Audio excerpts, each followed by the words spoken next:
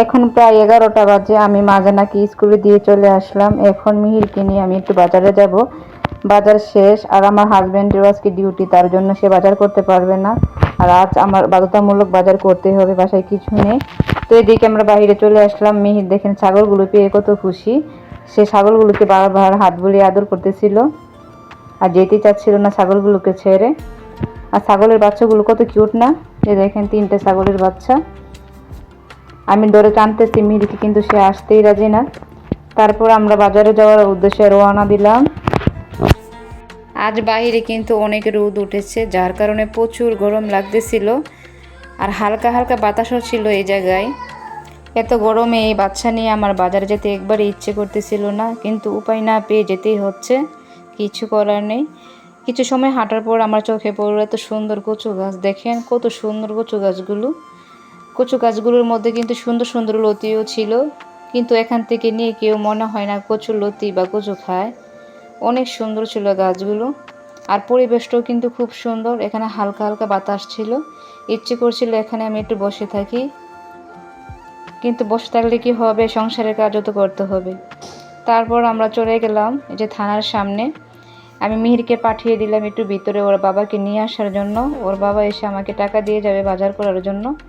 তো আমি এখানে দাঁড়িয়ে আছি। তারপরে একটু ভিতরে চলে যাই, এখানে যেহেতু প্রচুর মানুষ ছিল থানার সামনে। তারপর আমি একটু ভিতরে চলে যাই। তারপরে এই তো মিহির ওর আব্বুকে নিয়ে চলে আসলো দোকানের সামনে। এখন আমাকে টাকা দেবে, তারপর আমি চলে যাব বাজার করার জন্য। টাকা নিয়ে চলে গেলাম আমি মাছের বাজারে। এই তো দেখেন কত ইলিশ মাছ, কিন্তু প্রচুর দাম ছিল এখানে ইলিশ মাছের। আমি চাঁদপুর থাকলে কি হবে, মানুষ মনে করে যে হয়তো চাঁদপুর ইলিশ মাছ অনেক সস্তা, কিন্তু না, এখানেও অনেক দাম। তারপর আমি দেখতেছিলাম কোন মাছগুলো নেওয়া যায়, একটা একটা করে মাছ দেখতেছিলাম। এখানে আমি দেশি মাছ চোখে পড়ে, আমি দেশি মাছই নিব, কারণ দেশি মাছ আমার খুব পছন্দ। তারপরে এখানে ট্যাংরা মাছগুলো আমার অনেক পছন্দ হয়। বাইকে জিজ্ঞাসা করতেছিলাম মাছ কয় টাকা কেজি, ট্যাংরা মাছ নাকি 700 টাকা কেজি। তারপরে এখানে আমি আমার পরিমাণ মতো আমি ট্যাংরা মাছ নিয়ে নিলাম। তারপর ভাবতেছি আর কি মাছ নেওয়া যায়। ট্যাংরা মাছ নেওয়া হয়ে গেলে আমি পাশের দোকানে চলে যাই। এই মাছগুলো আমার খুব পছন্দ হয়, তরতাজা ছিল মাছগুলো। তারপর এখান থেকে আমি মাছ নিয়ে নিলাম। মাছগুলো খুবই ভালো লাগতেছিল আমার কাছে, তরতাজা মাছ একবারে। তারপর আমি চলে গেলাম কাঁচা বাজারে। এখানে এসে দেখি আমার প্রিয় শাকসবজিগুলো আজ বাজারে উঠেছে, যেহেতু আজ মঙ্গলবার এখানে বাজার বসে।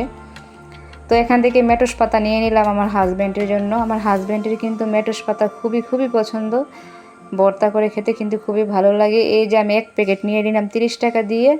তারপরে আমি আশেপাশে শাকসবজিগুলো দেখতেছিলাম যে কী নেওয়া যায়। তারপর আমি লাউ শাকও নিয়ে নিলাম 1 মুঠা 50 টাকা দিয়ে, কিন্তু লাউ শাকগুলো ভালো করে নাই। বাসায় এনে দেখি লাউ শাকের মধ্যে অনেক পোকা ছিল। যে এই পাতাগুলো কিন্তু ভর্তা খেতে খুবই মজা লাগে, আমরা মেটুস পাতা বলে ডাকি, অনেকে হয়তো অন্য নাম বলে রাখতে পারে। তারপরে বাজারের কাজ শেষ করে আমি আমার মেয়েকে নিতে গেলাম স্কুলে। স্কুল থেকে নিয়ে তারপরে এখন বাসার উদ্দেশ্যে রওনা দিলাম।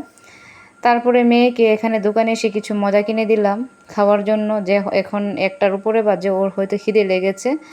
তাই এখানে এসে ওকে কেক কিনে দিলাম, সাথে লুটিও কিনে দিলাম।